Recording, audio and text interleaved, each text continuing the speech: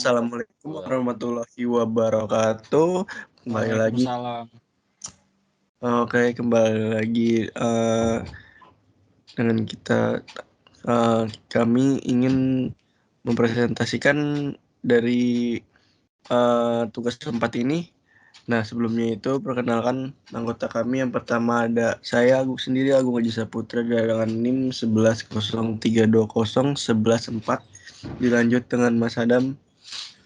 Iya, saya Sadam Polsko Hamarsiano dengan NIM 11032012.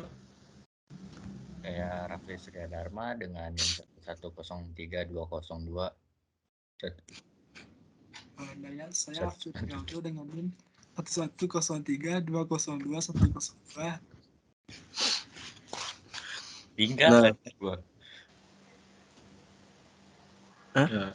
Jadi kita membahas yang pertama mengenai alasan fisik, di mana fisik dapat digunakan untuk menentukan karakteristik dari media transmisi yang digunakan untuk menghubungkan komputer dalam jaringan, sehingga menjadi sarana untuk proses pengiriman data ke perangkat lainnya terhubung dengan satu jaringan komputer. Nah, sebelum lanjut nih, tahu nggak nih fungsi transmisi itu apa? Nggak tahu. Belum tahu, Mas. Bodoh sekali kalian ya. Nah, fisik ini kan berhubungan langsung dengan perangkat khas jaringan komputer. Fisik membantu melakukan definisi terhadap media transmisi jaringan. Yang ketiga itu, fisik membantu melakukan definisi terhadap metode persinyalan yang akan digunakan dalam proses transmisi. Terus melakukan proses terhadap bit data juga. Nah, selanjutnya media transmisi itu ada dua mode. Boleh lanjut, Mas Rafli? Yang pertama itu mode transmisi data paralel. Konsep yang sederhana dari mode paralel yaitu dengan menggunakan N buah kabel untuk merekam N bit dalam satu waktu. Mode ini memiliki kelebihan dan kekurangan. Ada yang tahu? Pasti nggak ada yang tahu. Enggak. Mode paralel. Nggak tahu, Mas. Ya udah, Mas. Adalah dari segi kecepatan data, kekurangan paralel adalah biaya, di mana dibutuhkan biaya yang tinggi. Mode transmisi paralel hanya ekonomis untuk transmisi data jarak pendek. Jika jaraknya terlalu jauh, maka efek skew akan sering terjadi. Kalau boleh tahu, efek skew itu apa? Enggak, Mas. Nggak tahu, Mas. Efek skew adalah suatu efek yang terjadi pada pengiriman sejumlah bit secara serentak dan tiba pada tempat yang dituju dalam waktu yang tidak bersamaan sehingga terkadang menyebabkan data rusak. Terus ada mode transmisi. Yang kedua ada mode transmisi data serial. Pada mode transmisi data serial, data bit dikirim satu persatu sehingga hanya dibutuhkan satu saluran komunikasi saja untuk mentransmisikan data antara dua perangkat yang saling berkomunikasi. Sama dengan tadi, model ini juga memiliki kelebihan dan kekurangan.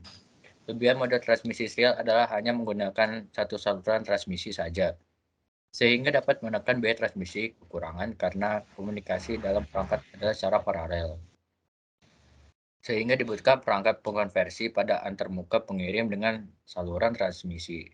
Baik, boleh dilanjut Mas Arfi. Pada data serial juga terdapat berbagai jenis mode transmisi, yaitu yang pertama, sinkronisasi.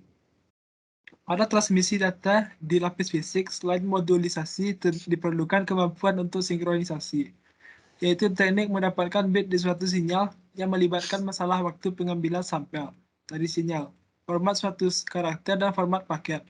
Sinkronisasi juga punya berbagai pembagian. Yang pertama yaitu asinkronus. Bit start biasanya menggunakan 1 bit. Bit stop menggunakan 1 bit atau beberapa bit. Yang kedua yaitu sinkronus. Itu aliran bit dikombinasikan ke dalam frame yang lebih panjang yang mungkin berisi beberapa bit. Yang ketiga yaitu isokronus. Mode ini dirancang untuk menyediakan aliran bit yang stabil bagi aplikasi multimedia seperti video dan audio. Kemudian bisa dilanjutkan oleh Mas Agung. Oh, baik, Mas. Berikutnya itu ada pada mode transmisi juga ada namanya mode dialog. Ada yang bisa jelasin gak nih? Apa aja? Enggak, Mas. Mode dialog tuh. Enggak, Mas. Oke, baik, saya jelaskan aja lah ya. Yang pertama tuh ada simplex, teman-teman. Nah, simplex ini nih merupakan komunikasi yang tidak memungkinkan penerima dan pengirim saling bertukar informasi. Nah, yang kedua nih, yang tahu nggak Mas? Yang kedua tuh? Nggak tahu, Mas. Oke deh, saya jelasin lagi aja deh ya. Nah, yang kedua itu ada half duplex gitu loh Mas. Nah, metode ini memungkinkan komunikasi antara dua belah pihak, yaitu pengirim dan penerima nih, dapat saling berbagi informasi dan berkomunikasi secara interaktif, tetapi tidak dalam waktu yang bersamaan gitu ya. Nah, yang ketiga nih ada yang terakhir nih, full duplex. Metode ini memungkinkan komunikasi antara kedua belah pihak nih Mas, dapat saling berbagi informasi dan berkomunikasi secara interaktif dan dalam waktu yang bisa bersamaan. Nah, dari ketiga itu ada perbedaannya gitu loh Mas. Nah, gitu Mas. dari pembicaraan saya tadi ada yang kurang ngertinya Mas?